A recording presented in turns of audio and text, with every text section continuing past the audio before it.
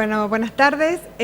Yo pertenezco al equipo de Analía, trabajamos juntas, con lo cual lo que voy a hacer es una continuación de lo que Analía presentó. En realidad lo que voy a hacer es profundizar algunas cosas que ella dijo. En particular, vamos a analizar y profundizar el análisis de la evolución de la temperatura. Sí, me voy a concentrar justamente para ver cuáles son las limitaciones del uso de la temperatura como variable para monitorear las condiciones en el almacenamiento de silobolsa.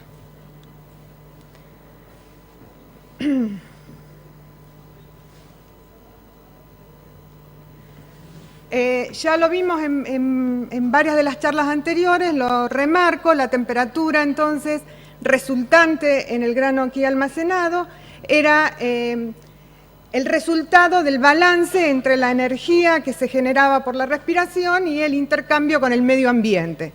Entonces, lo que vamos a hacer es simular diversas condiciones de almacenamiento en el silobolsa, en diferentes condiciones climáticas. Vamos a analizar la evolución de la temperatura para las condiciones más desfavorables, ¿sí? Porque lo que voy a intentar hacer es demostrar que la temperatura no es un indicador fiable, incluso en las condiciones más desfavorables. O al revés, sería, ¿qué condiciones deberían aparecer en un silobolsa para que se me generen situaciones típicas de lo que llamamos focos, en lo cual la temperatura aumenta considerablemente y saltaría en ese caso como una señal de alarma? Entonces nosotros vamos a seguir con nuestro modelo aplicándolo en estas condiciones. Voy a trabajar sobre trigo almacenado de enero a julio, o sea, desde el verano hacia el invierno. Vamos a tener una temperatura de almacenamiento del grano a 25. Voy a tomar de las tres zonas que habló Analía, voy a tomar las dos extremas. Los datos climáticos, como dijimos, abarcamos todos los años que teníamos disponibles de registro de temperatura. Y en el caso del modelo voy a registrar para comparar estos 5 puntos. Hay 4 puntitos en la zona bien cercana a la superficie para ver qué ocurre con la temperatura en esos puntos, y un punto en el centro, ¿sí? que es la zona más desfavorable, como también lo había marcado Analía anteriormente. Entonces vamos a concentrarnos en cuáles son las temperaturas que predice nuestro modelo en esos puntos dentro del silobolsa. Si bien podríamos registrar o mostrar la temperatura de cualquier punto, esos son significativos para lo que queremos analizar. Ya lo vimos con Analía recién, cuáles son las condiciones climáticas en las dos situaciones extremas que estamos tomando. Y voy a analizar 3 situaciones: grano seco sin insectos, sí, que es más o menos lo que Analía presentó antes. Voy a mostrar algunos datos más específicos, granos húmedos y muy húmedos, y qué pasaría si le pongo una infestación adentro del silobolsa. Entonces, para el grano seco sin insectos, las condiciones típicas de 12% de humedad y 25 grados. Acá estoy mostrando qué es lo que pasa en esos puntitos cerca de la superficie, justamente para remarcar que la temperatura superficial sigue a la temperatura ambiente. Si ven la línea negra es la temperatura ambiente, la línea roja es el punto que está sobre la superficie. Vemos que durante el día esa temperatura superficial puede ser bastante más alta que la temperatura ambiente, con lo cual estos días que estoy mostrando en particular ya intuyo que son días soleados, porque ese aumento de temperatura está debido a la radiación solar incidente. Durante la noche esa temperatura superficial puede estar por debajo de la temperatura ambiente debido al intercambio con el cielo que se produce. Pero bueno, hay una gran oscilación en esa temperatura superficial. Si me voy a puntitos más adentro, vemos que esas oscilaciones persisten, pero no con tanta amplitud. Incluso en la última que mostramos, que es la línea azul, que está a 20 centímetros por debajo. Acá estamos pensando que nuestro silobolsa tiene una altura de 1,50 m, esa sería la superficie, estamos a 1,30 m, 20 centímetros. Esa oscilación está prácticamente amortiguada y tenemos a lo sumo entre 1 y 0,5 amplitud entre el verano y el invierno en esa oscilación. Entonces, nuestra primera conclusión en este sentido sería mostrar efectivamente cómo se están amortiguando las oscilaciones de la temperatura a medida que vamos hacia adentro. Si analizamos entonces esos 20 centímetros, lo que estamos viendo en esta gráfica es un perfil, o sea, estoy haciendo un corte, estoy mirando qué es lo que pasa con la temperatura desde la base hasta el 1,50 m. En realidad estoy mostrando los últimos 30 centímetros, desde 1,20 m, fíjense, 1,20 m hasta 1,50 m, y cada una de estas líneas un perfil de temperatura, la temperatura que tendrían todos esos puntos en diferentes instantes durante un día. Este sería un día típico, ¿sí? Y la línea negra que vemos en el medio sería el promedio diario, y cada uno de estos colores está mostrando una distribución de temperatura en cada uno de estos horarios. Fíjense que en el caso azul de las 12 horas sería el mediodía, cerca del mediodía es cuando estuvo expuesto, o estamos en la mayor parte expuestos al sol, ¿sí? La capa de 10-15 centímetros, entre 1,30 es la zona que más variación de temperatura está mostrando, ¿sí? Sobre el mediodía, incluso si hiciéramos unos gráficos más a la tarde, veríamos que la temperatura es bastante alta sobre la superficie. A medida que avanza el día y el sol desaparece, fíjense que a las 18 horas, el color cian, ¿sí? La temperatura de la superficie bajó, que sería esta, bajó, y esa energía que está almacenada, que se fue ganando durante el día por incidencia de la radiación solar, a medida que avanza la noche se va redistribuyendo, parte hacia el grano y parte hacia afuera, ¿sí? Y es lo que vemos entonces con estas oscilaciones internas que se producen. Esa energía entonces está haciendo ese juego allí, está acumulándose durante el día y distribuyéndose hacia el grano y hacia afuera durante la noche. Repito la misma que mostró Analía, simplemente para remarcar que esta de la I4, 0,80 es la que estaba en el centro y que nos está marcando en realidad casi que la peor situación, porque incluso está superior o es más alta que la temperatura promedio, ¿sí? Entonces todo lo que voy a mostrar de ahora en adelante va a estar mostrado en el punto I4, que es la situación donde voy a tener la mayor temperatura posible dentro de la masa de grano. Esto era grano seco, ¿sí? Entonces, en realidad quiero ver respecto a este grano seco qué pasa con todas estas temperaturas, si en realidad el grano está húmedo o está muy húmedo. Cuando hablo de grano húmedo hablamos de 16%, este Q... Uy, perdón, voy mal. Este Q sería la energía que estoy generando por respiración, la energía que generan los granos por respiración. Para simular grano muy húmedo estamos multiplicando esa energía por 2 o por 4, sería más o menos como simular grano a 18% o a 20% de humedad, ¿sí? Y queremos ver entonces cuáles serían las temperaturas que registra este grano. Entonces estoy mostrando la temperatura, como habíamos dicho, en el centro. Vemos que para abarcarse en todas las situaciones, la temperatura siempre disminuye a medida que avanzamos del verano al invierno. Sí, está el gráfico en el tiempo en días, cada 30 para tener más o menos la cantidad de meses, siempre disminuye. En el peor de los casos tenemos una temperatura más o menos 2 grados por encima de lo que sería el grano seco, y en el caso de Sáenz Peña un poco más es la diferencia, incluso podemos tener un poco de aumento de temperatura al principio debido a que la temperatura ambiente era más alta, pero de todas formas esto no representa una situación típica de lo que llamábamos foco, porque de todas formas la temperatura siempre disminuye durante el invierno. No graficamos la temperatura superficial, lo podríamos haber hecho, pero no hay prácticamente diferencia en la temperatura sobre la superficie. a lo sumo una diferencia de 0,5 grados. Con lo cual, por más que tengo una temperatura más alta adentro, ¿sí?, la temperatura superficial no lo detecta por el intercambio que hablábamos con el medio ambiente. Ahora volvemos al grano seco, pero bueno, vamos a hacer lío, vamos a ponerles insectos, vamos a infestar el grano con insectos, vamos a considerar que está a 2 y 25% y vamos a ver qué es lo que ocurre si colocamos 1, 2, 5 o 10 insectos cada 10 kilos, ¿sí? Y qué es lo que pasa entonces si logramos generar un foco de calor, un foco en este silo.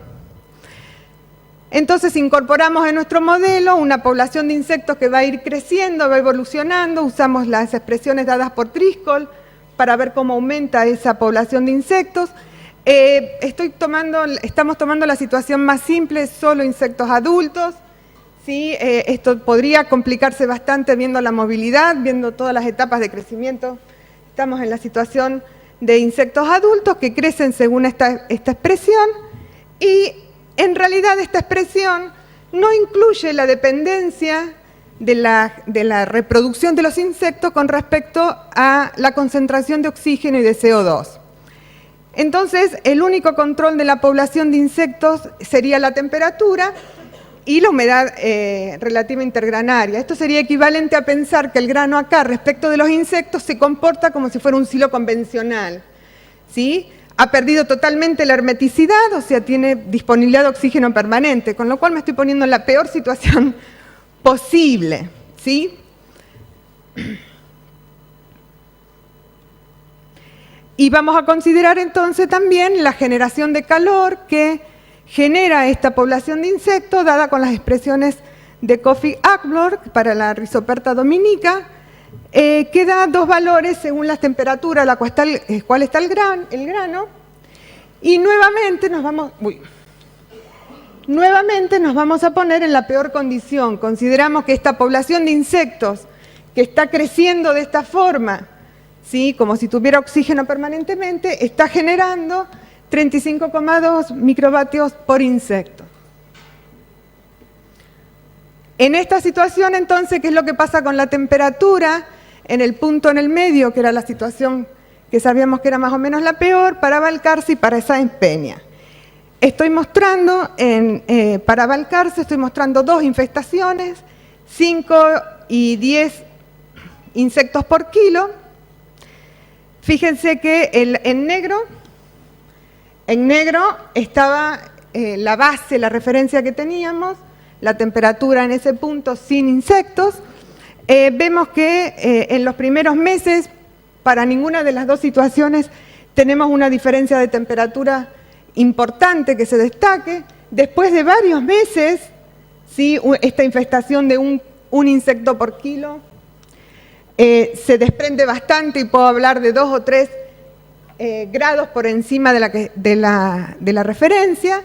Y recién acá, sobre el final, empieza a haber un aumento de temperatura. Este aumento de temperatura, en este caso de Sáenz Peña, si bien mostramos una infestación un poco menor, ¿sí?, este aumento de temperatura se da antes, pero recién en esta situación nosotros podríamos estar hablando de que acá se está produciendo un foco del tipo de que, bueno, está aumentando la temperatura en forma sostenida, ¿sí?, y ya se perdió esta disminución de temperatura permanente del invierno que seguía la temperatura ambiente.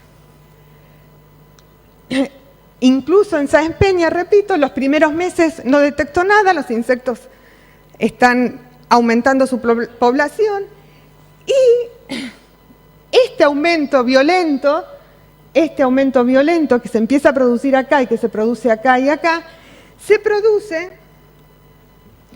cuando la población de insectos creció sustancialmente respecto de la población inicial. De hecho, eso se da en todos los casos cuando la población es arriba de 200 insectos por kilo, lo cual, además de ser bastante, es una situación difícil de que se produzca en el silo bolsa, y quiero remarcar que estamos en la situación en la cual esta población de insectos puede reproducirse porque tiene oxígeno disponible permanentemente. Pero entonces, fíjense, y de todas formas, si me paro en el punto superficial, si me paro sobre la superficie y veo qué es lo que ocurre en la superficie, las diferencias en todos los casos de la temperatura es muy pequeña. En el caso de Balcarce, amplié los últimos días donde las temperaturas eran más grandes y las diferencias no son más de 0,2 puntos, 0,2 grados. Y para Sáenz Peña, amplié los días donde se daba el pico de la temperatura cuando estaba en 40 y pico adentro, y sin embargo sobre la superficie la diferencia no es más que 1 grado. Entonces incluso en la peor situación que puedo inventar dentro de este silobolsa y simular, donde adentro tendría una temperatura de 40 y pico, ¿sí? En la superficie esa temperatura, ese cambio de temperatura en la superficie es muy pequeño y la temperatura sigue teniendo las oscilaciones que teníamos antes. Una cosita más que quería decirles. Aquí esta subida y bajada, oscilación de la temperatura que vemos en este caso estaría relacionada con cómo está cambiando y variando la población de insectos, debido a que acá el control que voy a tener es no por temperatura fría, sino por temperaturas muy altas. Hay una mortalidad de estos insectos por arriba del 39,5 grados. ¿Sí? Entonces, cuando la temperatura sube o pasa ese límite, los insectos empiezan a morir. Y entonces, bueno, en ese balance la temperatura puede estar aumentando y subiendo según sube y baja la población de los insectos.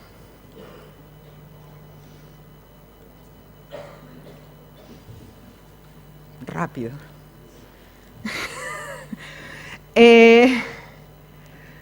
Me asustaron tanto con el tiempo que...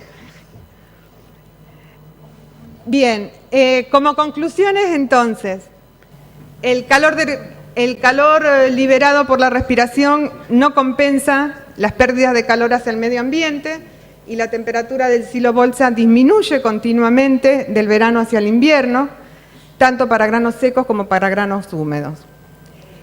La temperatura naturalmente aumentará al comienzo de la primavera, septiembre hacia noviembre, y este aumento no es indicador de la actividad biológica, sino que va a ser un resultado de la influencia con las condiciones climáticas. Nosotros esto lo mostramos en un trabajo previo, porque si bien estoy mostrando que pasa del verano hacia el invierno, si del invierno volvemos al verano y la temperatura ambiente empieza a subir, la temperatura del grano subirá y no será un indicio de mayor o menor actividad biológica en el silobolsa, sino simplemente de ese balance de energía con las condiciones ambientales. Para granos almacenados con insectos, Rhizoperta dominica en este caso, durante los primeros meses no se observa aumento de temperatura local en el centro de la bolsa. Solo cuando se alcanza un alto grado de infestación, 200 insectos por kilo, la temperatura muestra un aumento significativo. Sin embargo, esta situación tan desfavorable corresponde a una bolsa que ha perdido su hermeticidad, por lo cual no hay efecto de la concentración de oxígeno en el control de la población de insectos. Estos números han sido encontrados por otros autores analizando las infestaciones en silos convencionales y colocando insectos y midiendo cómo se evolucionan las poblaciones. También llegaron a la conclusión de que alrededor de 150 o 200 insectos por kilo, recién allí empieza a detectarse un foco de calor. Entonces, en todos estos casos, excepto esta situación, en todos estos casos, la temperatura superficial del silobolsa, en ninguno de estos casos, perdón, la temperatura superficial del silobolsa muestra evolución significativa que marque algún tipo de alerta respecto de lo que está ocurriendo adentro. Nuestra conclusión general, entonces, es intentar mostrar una vez más a través de la simulación que el registro de la evolución de la temperatura local, si yo pongo que se puede hacer sensores dentro, o registrar la distribución, la evolución de la temperatura sobre la superficie de la bolsa. Ese registro no sería útil, ya que la temperatura no es una variable confiable para monitorear las condiciones de almacenamiento en silos bolsa.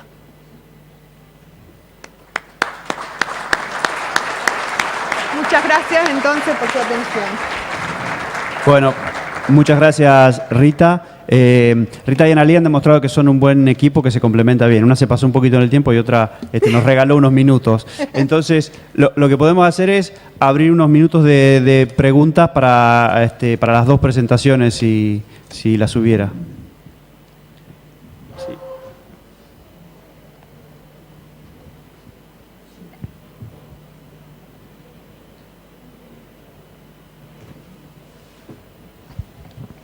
Bueno, dos presentaciones muy interesantes. Felicitaciones a la señora Nalé y a la Ballone, porque esto es, me parece, el futuro de la conservación de granos para estimar en qué punto estaremos. Ahora, mi pregunta es más de pregunta, una observación, que los insectos no se comportan como la computadora. Se comportan diferente. ¿Hacen lo que quieren? Sí, lo que quieren.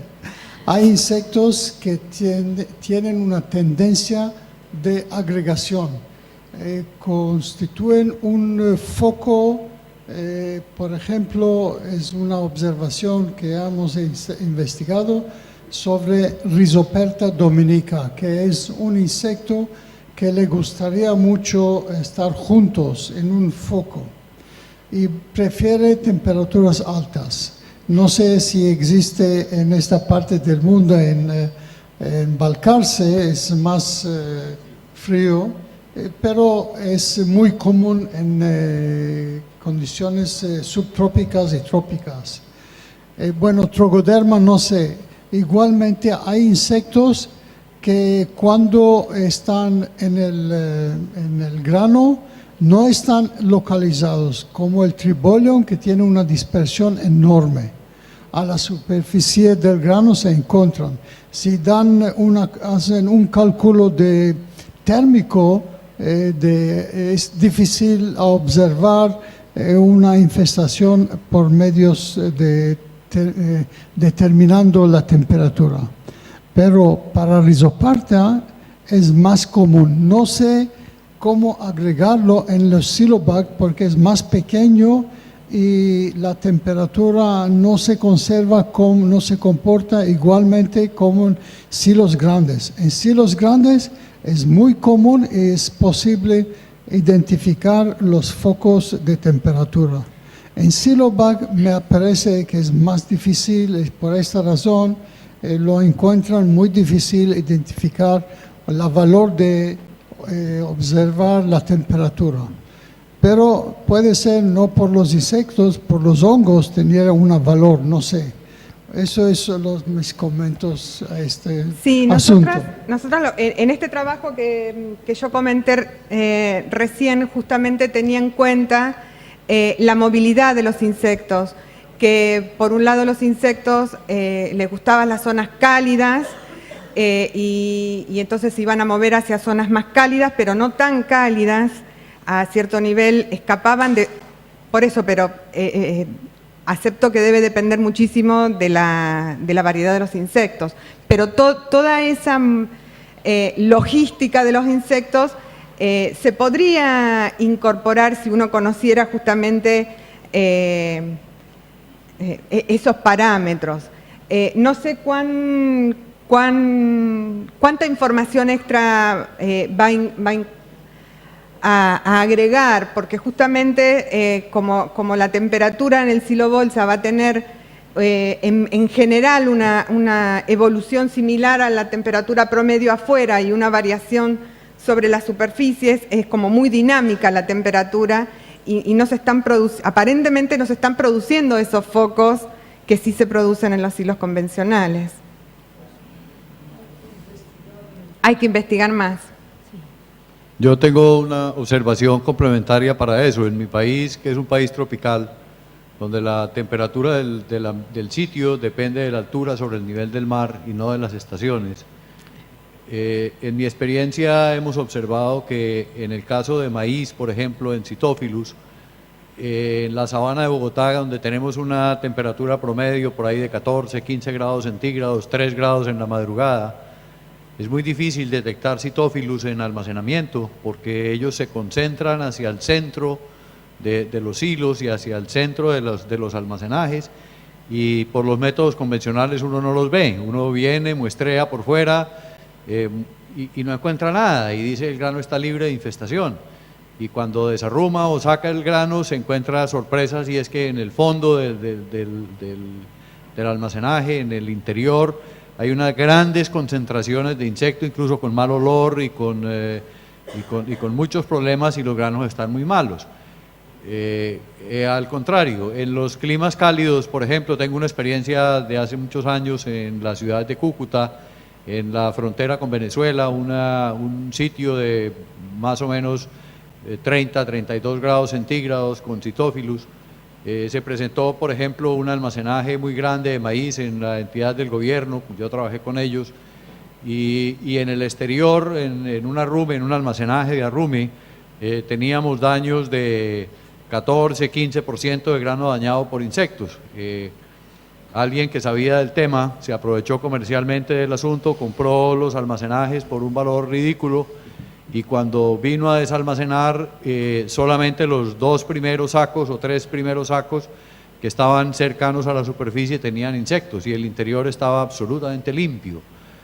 Los insectos se concentraron probablemente buscando oxígeno en la parte exterior, hicieron tremendos daños afuera, pero el interior, el grano estaba completamente limpio. O sea, esto que está diciendo el doctor, los insectos no saben de computadoras, no. Ellos se comportan biológicamente de una manera completamente distinta, de manera que sí, así es. Probablemente en los hilos bolsa, como usted lo dijo, y estoy de acuerdo con usted, uno nunca alcanzará 200 insectos por kilo. 200 insectos por kilo, en mi experiencia, le reportarán probablemente un 11 a 12% de pérdida final en masa.